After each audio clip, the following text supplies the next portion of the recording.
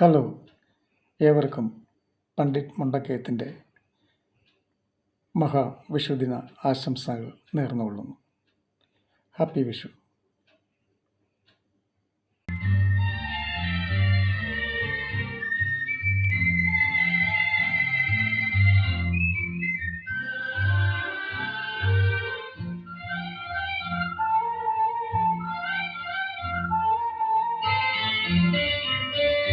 സ്നേഹം പൂത്തുലഞ്ഞു ഒന്നായിരുന്നല്ലോ,